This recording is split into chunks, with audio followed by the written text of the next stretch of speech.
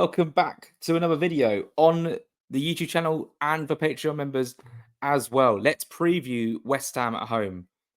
Today is Thursday, so we are just less than 48 hours away from the start of the game. Now, it's been a long old build up to this one. All week on the Patreon, we have spoke Fulham v West Ham. We've spoke about West Ham individually. We spoke about former games between Fulham and West Ham. We also spoke to a West Ham fan about Fulham v West Ham. That's all available on Patreon, and you know where all the links are for that. We would love some more subscribers, and hopefully we can reach 600 subscribers on YouTube as well. We're just about 4 away.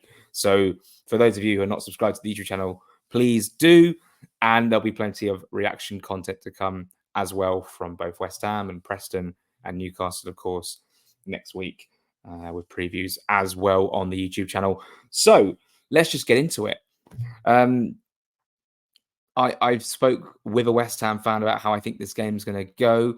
Let's just relay it all. I think it's going to be a great game. I'm looking forward to it a lot. There is an update on Fulkrug from Julian Lopetegui. He basically said, we're going to assess him. He's not necessarily going to be out of the game full stop, but there was an injury he picked up in the international break, and now they're going to assess him and see if he's going to be available to take part in the game. I'd imagine he won't start. It'll probably be Antonio or Bowen that starts. So let's just talk about West Ham first. The lineup they played against Manchester City is as followed. It was a lineup of Areola in goal. We know all about him, of course. Wan-Bissaka, Mavropanos, Max Kilman, and Emerson. A midfield three of Rodriguez, Alvarez, and Paquetá. And a front three of Jared Bowen, Mohamed Kudus, and Mikel Antonio. On the bench, Fabianski, Soufal, Fulkrug, Souček, Somerville, Todibo, Casey, Irving, and Guilherme. Criswell missed out through injury. Good team. And I would actually probably expect them to be unchanged. Like I say, Fulkrug probably won't start even if he is fit. Only possible move that West Ham might make, which could potentially be different, is they might start Souček ahead of one of Rodriguez or Alvarez. I'm imagining they probably won't. And they may start Bowen down the middle, which would mean Somerville might move to take Antonio's place, playing on the left-hand side or the right-hand side. I think probably the left-hand side, actually, with Kudus on the right. And then it'd be Bowen down the middle. But, this is one that's going to be tricky. Obviously, the Fulham lineup was the same as against Ipswich than it was against Manchester United and Leicester. Leno in goal, Robertson, Bassi, Diop, Tete, Lukic, Andreas Pereira, Emil Smith-Rowe, Alex Iwobi, Adama Traore, and Rodrigo Muniz. Now, some things have changed. Carlos Vinicius is and now has a squad number 12. I know it's obviously a difficult situation for him, but it will be interesting to see if he's on the bench. I'd actually imagine he probably won't be on the bench, just given the amount of options Fulham do have. And this is a discussion that we've had throughout the whole international break. Who's going to drop out of the bench when Fulham have a fully fit squad. I'm guessing that there's no injury problems. We'll find out tomorrow in the press conference at 1:30 through Marco Silva. That will probably be the first question. What's going on? Is everyone fully fit? So how do I expect Fulham to line up? Well, I think there will be changes, and I think there'll be 2 changes. Issa Diop will come out of the 11 for Joachim Andersen to make his first Premier League start back in the Fulham shirt. Probably his first Premier League start since playing Newcastle on the last day of the season when we lost 2-0. Terrible, terrible game, and was not fun to be there that day, actually, at all. And then I think the other change should be Berger in for Pereira, and then we play Lukic and Berger with Smith-Rowe as a 10. I don't necessarily think it will be. And actually, speaking with Joe Sansom yesterday, he made a very good point that Iwobi could come out. Iwobi hasn't, he scored against Leicester, but his performance levels haven't been as good as they were last season so far. Iwobi could come out, Smith-Rowe could go to the left, Lukic and Berger play, and then it will be Smith-Rowe in the 10. Sorry, Pereira in the 10, Smith-Rowe out on the left, Adama out on the right, and Muniz down the middle. and I'd be fairly okay with that. What is interesting to note is that on Friday, there is no under 21s game. They're not playing this weekend, meaning Josh King may make the bench. You never know. May make the bench. So let's just quickly go over the bench against Ipswich Town, just to remind ourselves. Sander Berger, Raul Jimenez, Harrison Reed, Tom Kearney, Harry Wilson, Bender, Anderson, Cuenca, Castagna. So again, like no injuries. And of course, we've got Reece Nelson. So my predicted bench will be Berger, Jimenez, Reed, Nelson, Wilson, Bender, Diop slash Sessegnon slash King, Cuenca, Castagna. But then again, if Diop drops out the team, I don't expect him to drop out the squad completely. The good news is that most of these players are going to get minutes this week because we're going to play Preston in the Cup. And I don't expect Fulham to make 11 changes for that. But it'll be good to see, Diop and Cuenca play, Castagna play, Sessegnon play, Harrison Reed, Wilson, Nelson will get some minutes, Jimenez, maybe Carlos Vinicius. But then again, like I don't want Fulham to make 11 changes because we're in round 3 going into round 4 and suddenly it gets a little bit more serious. And there's an opportunity where like you could start like Reed and Kearney or Reed and Berger for more minutes and then play Smith Rowe just like as a number 10 just for a bit of sparkle and firepower.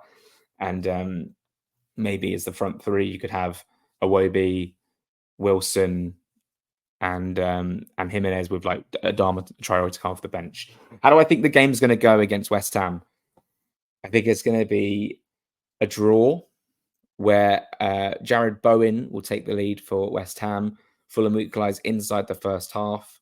I did say to my friends last night, I have a vision of a last-minute winner for Fulham to win it 2-1. But I'm going to stick with 1-1.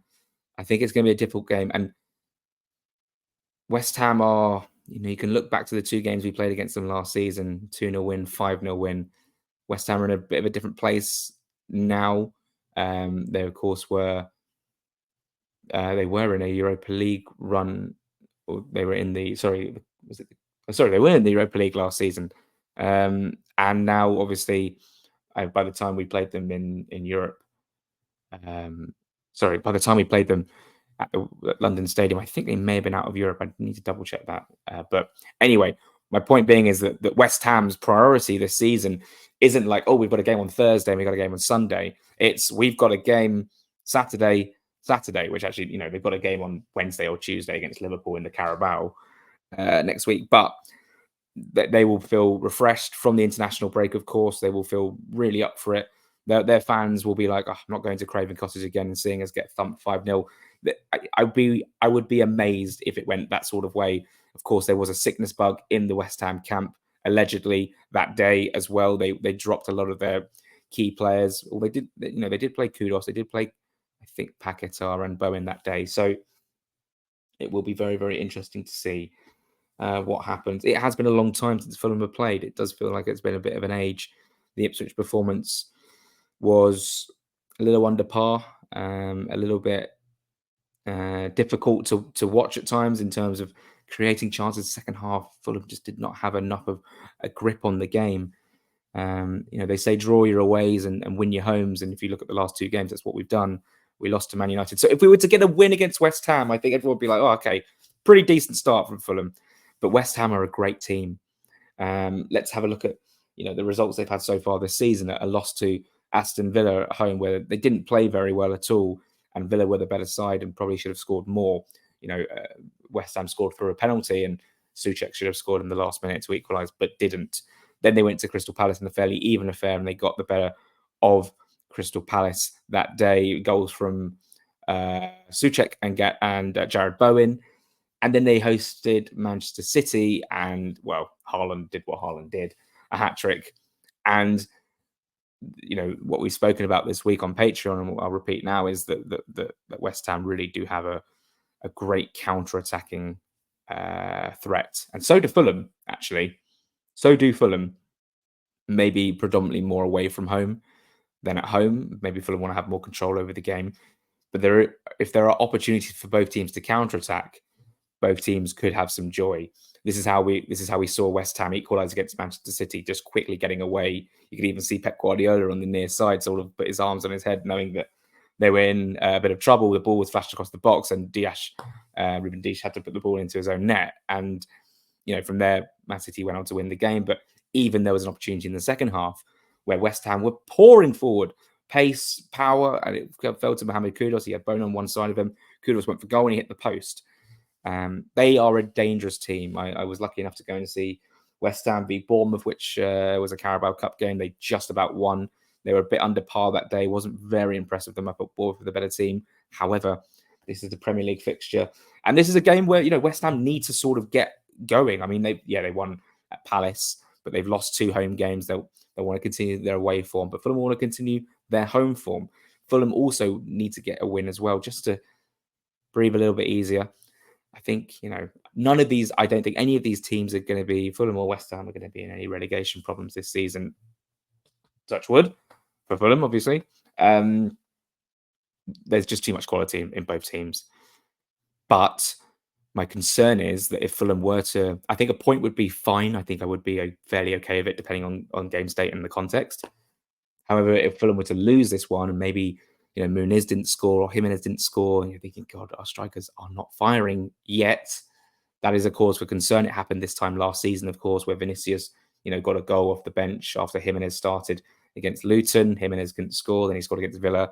Then he went on a run. Then Muniz went on a run. So, and Vinicius was nowhere to be seen really for the rest of the season, because he was unreliable. And this is the thing, the Vinicius debate right now is okay, I don't see him getting a ton of minutes anytime soon. He's the third choice striker. He's basically staying out of necessity just in case Muniz gets injured or Jimenez gets injured.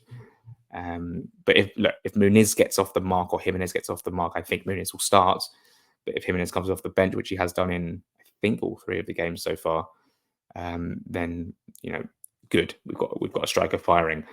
Dom Smith from The Standard put out a really interesting article this morning, sort of talking about Rodrigo Muniz and Mikel Antonio, both number 9s for these sides, and both yet to get off the mark this season. It'll be important for both of them to try and get that opening goal of the season. It's going to be a really good game. It's our first London derby of the season. It's West Ham's 3rd already. It's West Ham's 2nd already. They played Palace. Palace played Brentford, so I just got confused there. And yeah, I'm looking forward to this. 1-1 is my score prediction.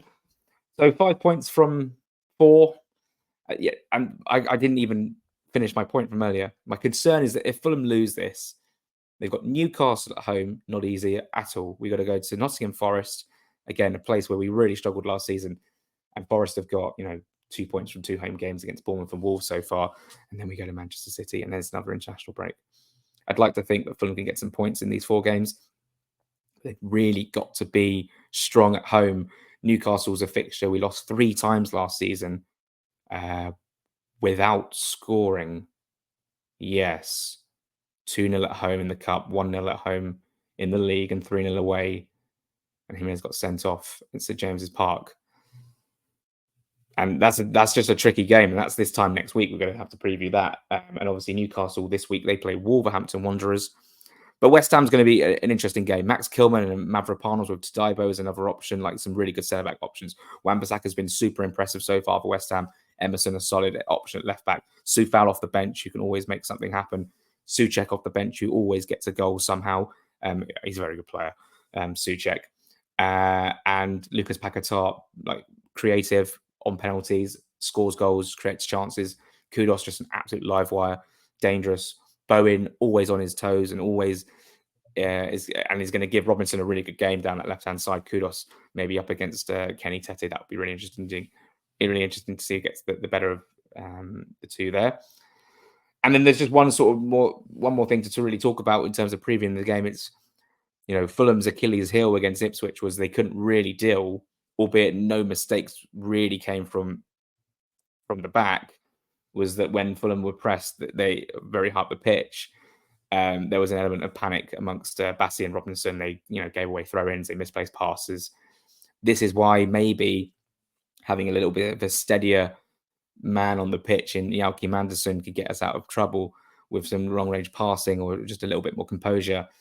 Bassi obviously has formed a very good partnership with Diop, but that game against Ipswich was quite alarming in terms of the way they dealt with the press. And I just wonder whether Anderson, yes, he's been away on international duty, so has Bassi, to be fair, with Nigeria. So it's going to be very interesting. I think that if you're going to spend £30 million on Joachim Anderson and not play him in the first 4 games, I don't understand really why. So I do think that Joachim Anderson will come in for Issa Diop and will play on the right side of centre-back. That is it for today. A nice sort of brief-ish preview of the game between Fulham and West Ham. Any West Ham fans watching, I'm looking forward to this. I always enjoy watching West Ham. I think they're a good team, a good club with a good fan base, very passionate fan base, definitely. And as for Fulham, I would love to see us obviously get 2 wins from 2 at home. It's going to be a great game. It's going to be a great game. I predict a draw, but I would love to win, obviously. Thanks so much for watching. Just before we go, daily Fulham content on the Patreon. And actually, it's going to be a really good week. So if you want to subscribe, you're going to get, all the press conference reaction and the actual press conference itself. On Saturday, you'll get all the behind the scenes from the match day and then a reaction from Marco as well. And lots of good stuff. And obviously, Friday night, you'll have the embargoed section as well from Marco's press conference, with plenty of content going up. And then Sunday we'll review the game. That will go for YouTube as well. Sunday, day of rest maybe, but there is daily Fulham content, so there will be some content up on Patreon, and just happens to be on YouTube as well. Monday is, I think, it's another press conference because it's pre Preston, so there'll be that, and then embargoed section as well. And then Tuesday we travel up to Preston for the game, another game, and then Wednesday I think I might try and review the game in the hotel and then put it up on the Wednesday, and that will be Wednesday's content. And then Thursday, previewing Newcastle, and then Friday press conference. So the wheels are in motion for quite a busy week. So if you want daily Fulham content that's quite unique and you don't really see it in the Fulham space, please do subscribe to the Patreon. It's £5 per month, which is a really good deal considering you get daily Fulham content and pretty cool behind the scenes stuff that you may not usually see. Subscribe to the YouTube channel as well. That'd be fantastic. Leave a like